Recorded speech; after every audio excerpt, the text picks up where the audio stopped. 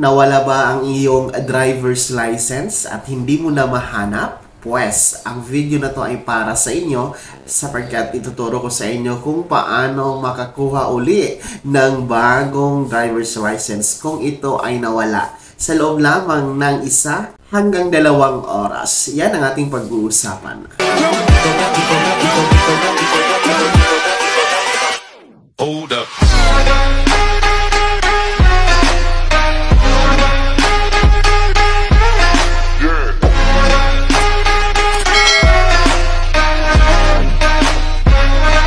Hello mga ka-vlogs! Welcome dito sa aking YouTube channel. Magandang araw po sa lahat ng mga manonood. Saan po kayong dako sa ating bansa? Dahil ang video na ito ay para po sa mga nawalan, no? Hindi na mahanap ang kanilang driver's license. At kung gusto nyo itong papalitan ng bago, ituturo ko sa inyo ngayon ang maikling proseso. Makukuha nyo agad sa loob ng 1 hanggang 2 oras mga ka-vlogs. At ang kagandahan nito, walang bayad.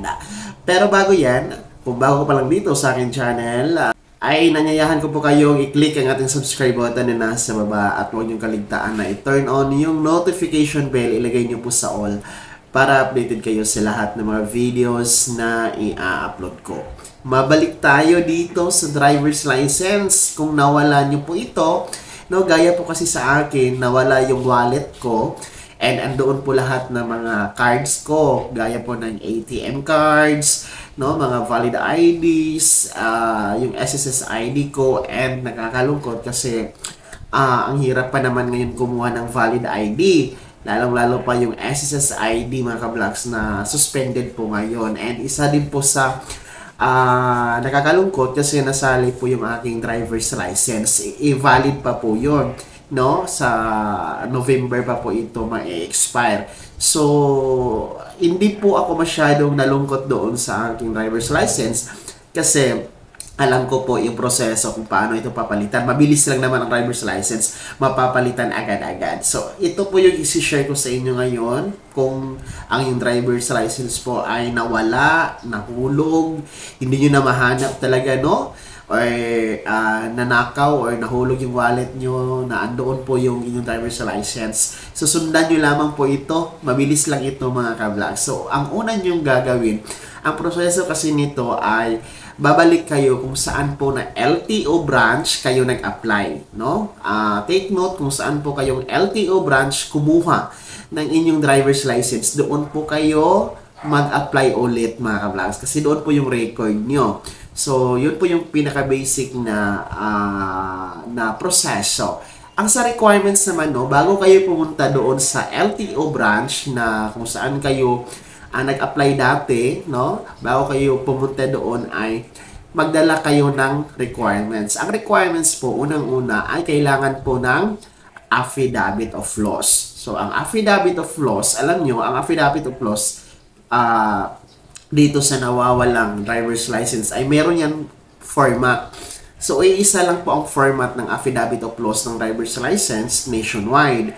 So, ang gagawin nyo, punta kayo sa mga tawag nito, mga law office, no? Yung mga law office na andyan sa inyo, sabihin nyo lang na magpapagawa kayo ng affidavit of loss na or ng inyong driver's license na nawala. Alam na nila yan, meron na yan silang format kasi connected yan sila sa LTO, no? And then yung format na yun lang po kasi yung accepted ni LTO. Kasi kung ibang format, hindi po siya ina-accept.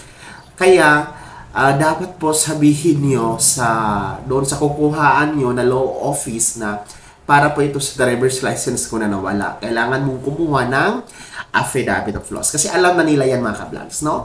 Ang halaga po ng affidavit of loss ay nasa 200 to 300 pesos. So, depende po yan, no? Sa law office na kukuhaan nyo. So, pinakamura na yung 200 pesos. Pero may, naman, may libre, no? May walang bayad. Kung kukuha kayo sa Public Attorney's Office or PAO mga ka-vlogs, no? Sa Hall of Justice dyan sa inyong lugar, walang bayad po yan. Kaso lang pipila po kayo. So, nasa inyo na yan kung urgent po, kailangan nyo na yung driver's license at hindi nyo na maantay yung pagpila doon sa libre na affidavit of loss, ay doon na lang kayo, magbayad na lang kayo ng 200 to 300 pesos. Hindi na po kailangan ha ang police report. Ayan, hindi na po yan kailangan mga ka-vlogs. So, pag meron na kayong affidavit of loss, pumunta na kayo agad sa pinakamalapit na or doon sa LTO branch na in-applyan nyo ng driver's license. Ipakita nyo lang po yung inyong affidavit of loss.